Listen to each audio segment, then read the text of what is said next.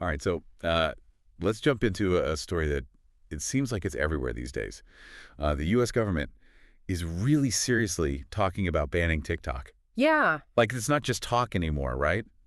This is the real deal. Yeah, it seems like it, That app, I mean, everyone knows it for like dance crazes and viral trends. Right.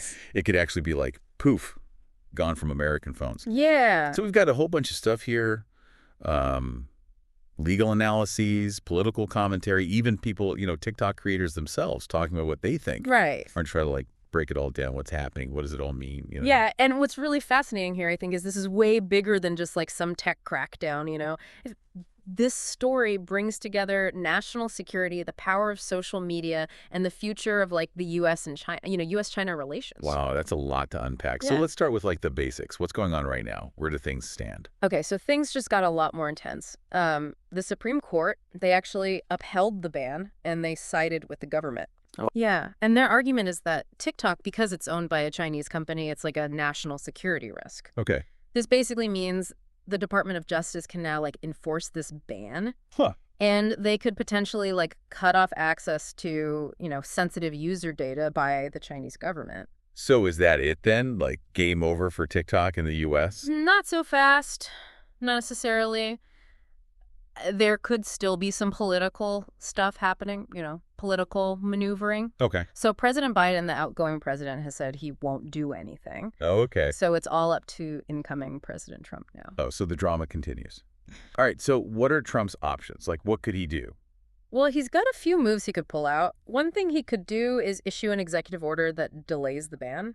Okay. So that would buy some time to maybe work out a solution. Okay. He could also just tell the Department of Justice, hey, don't enforce the ban. Okay. Although that could lead to some legal challenges. Yeah, that makes sense. Carl Tobias, who's a law professor who's been, following this whole case. Right. He thinks that Trump might use the ban as like leverage. Ooh, interesting. Yeah, in negotiations with China. Okay. He's saying, because Trump's whole approach to politics is very transactional, Right. he might see this as a chance to like make a deal. That makes sense. Yeah. It does seem like he's more about like the deal making than the specifics of, data privacy and all that. Yeah. But this all depends on if ByteDance actually wants to sell TikTok, right? Exactly. So far, they've been like, no, we're not selling. Okay. But if the app is actually banned, like completely shut down in the U.S., Right. that might be the thing that makes them change their mind. Yeah, that makes sense. Okay, so let's say they do decide to sell. Who are we talking about here? Who's in the running to buy TikTok? Well, we've got a really interesting mix of people. We've got some political figures like Steven Mnuchin, their former Treasury Secretary, and then big business people like Frank McCourt, who used to own the LA Dodgers. Wow. And he's teamed up with Kevin O'Leary, who you might know from Shark Tank. Oh, wow. Yeah. There are even reports that YouTuber Mr. Beast has been talking to investors about buying it. Mr. Beast owning TikTok. Yeah. It's an image. But seriously, though, what would it mean if these different people actually bought it? Like, Yeah. what are the implications? Yeah, it's really interesting to think about. Each of them comes with their own, history and priorities. Mnuchin, he might be more focused on the national security side of things, Right. while McCourt and O'Leary are probably looking at it as like a pure business opportunity. Right. Mr. Beast, on the other hand, he's got this huge online following, so he could like totally change TikTok's culture. Yeah, it's crazy to think about. It's like there are all these different paths TikTok can go down depending on who ends up owning it. It's like choose your own adventure for the future of social media. Yeah, it really is. But let's shift gears for a second and talk about the people who make TikTok, what it is, the creators. We've got this story about Jonathan Dinsmore. He's like a fourth-generation Arizona farmer. Okay. Yeah, and he's built up this massive following on TikTok. And his story really shows the human side of this whole thing. Right. He uses TikTok to share what it's like to live and work on a farm. Okay.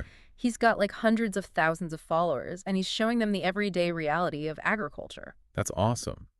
And he's doing all of this while knowing that TikTok might not even be around much longer. Yeah, and that's what's so amazing about him. He's super optimistic despite all the uncertainty. That's really inspiring. Yeah. So what's his plan if TikTok actually gets banned in the U.S.? He says he's totally ready to adapt and move to a new platform. Okay. What's really striking is his resilience, Yeah.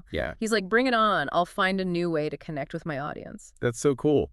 But it's got to be easier said than done, right? Like, where would creators like him even go if TikTok shuts down? Yeah, that's a good question. Some are already trying out this Chinese platform called RedNote. Okay. It's seen a big jump in U.S. users lately. Interesting. So is RedNote like a viable alternative? Well, there's been this funny back and forth between American and Chinese users on RedNote. Like, they're joking about Chinese spies and stuff. Really? Yeah, and like one Chinese user asked all the new American users, like the TikTok refugees, to help with their English homework. Oh, that's hilarious. It is. It's actually kind of heartwarming to see these cross-cultural interactions, you know? Yeah, I love that. But realistically, are most U.S. creators going to go to a Chinese-owned platform? Probably not. It's more likely they'll go to platforms where they already have an audience. So like what? Most likely YouTube Shorts, Instagram Reels, or Snapchat. Ah, okay, so the American tech giants. Exactly. All owned by American tech giants. So wait a minute. Are you saying a TikTok ban might actually end up helping these companies? It's definitely a possibility, and it makes you think about, competition and who controls the social media world. Right. But this is bigger than just which companies win and lose, right? Yeah, for sure. This is part of a much bigger picture. Like we've been saying, this whole thing is really about the growing tension between the U.S. and China. Exactly. To really understand what's at stake here, we need to step back and look at the whole geopolitical situation. Okay, let's do that. What are the main things driving this conflict? Well, the U.S. government sees TikTok as more than just a competitor. Right. They see it as a potential threat to national security. Okay. They think that even though ByteDance denies it, the Chinese government could use TikTok to get information on millions of Americans. So it's about data security, but also about like control and influence. Exactly. And that's where Trump's transactional approach to politics comes in again. Law professor Tobias, he thinks Trump might use the TikTok ban as like a bargaining chip with China. Oh, wow. Yeah, like he might try to get them to give him something else in exchange for letting TikTok stay. It's wild to think about how this app that started with like silly dances and stuff has become this pawn in this huge geopolitical game. So with all of this going on, what do you think is going to happen? Is TikTok actually going to disappear from the U.S.? That's the million-dollar question. There are so many things happening at once, it's hard to say. Right.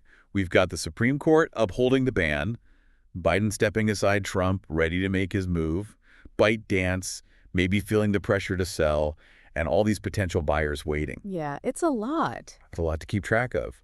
And we haven't even talked about what this would mean for the 170 million Americans who use TikTok and all the creators who've built their careers on it. Yeah, that's a whole other layer. That's exactly what we're going to dive into next. What would a world without TikTok actually look like? Right. Stay with us as we continue to unpack this crazy story. So, like, what does this actually mean for the 170 million Americans who use TikTok?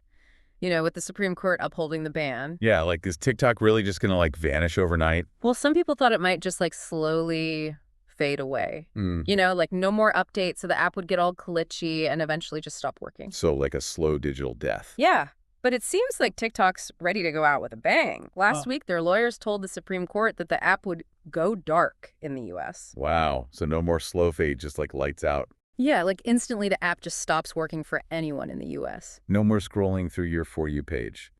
No more posting your latest dance. Just gone. Gone. And new users wouldn't even be able to download it anymore from the app stores. That's crazy. I can only imagine how upset people would be. Yeah, but remember, there's still the political side of things. Right? Biden said he's not going to do anything before he leaves office. Okay. So it's all up to Trump now. So there's still like a tiny bit of hope for TikTokers? Yeah. After the Supreme Court decision, Trump said, "It ultimately goes up to me, so you're going to see what I'm going to do." Oh, classic Trump. Always keeping us guessing. But let's say TikTok does go dark. What happens to all the creators? Where do they go? What about all the content they've made? Well, if TikTok does disappear, they'll have to find somewhere else to post their videos. So like start all over again on a new platform. Pretty much. Some Right. are already trying out this Chinese platform called RedNote. RedNote, what's that like? It's interesting. American and Chinese users have been interacting on there, like making jokes about Chinese spies. Wait, really? Yeah, and like one Chinese user asked the TikTok refugees for help with their English homework. That's amazing. I know, right? It's kind of heartwarming to see that. Yeah, it is. But let's be real. Are most American creators really going to move to a Chinese platform? Probably not. Most will probably go where their audience already is. So you're saying YouTube Shorts, Instagram Reels, Snapchat, that kind of thing. Yeah, exactly. All those platforms are owned by American companies, by the way. So a TikTok ban could actually be good for them, huh? Yeah, it's possible. It makes you think about who really controls the social media landscape. Right, and all this tension between the U.S. and China you were talking about earlier. Exactly. This whole situation really shows how much friction there is between the two countries. Remind me again what's at the heart of this conflict. Well, during the Biden presidency, it used to be about competition, cooperation, and confrontation, the three C's. We're at three C's. But now cooperation is pretty much out the window. It's all about competition and confrontation. So two C's now. Exactly. The Biden administration, they basically think there's no difference between the Chinese government and ByteDance.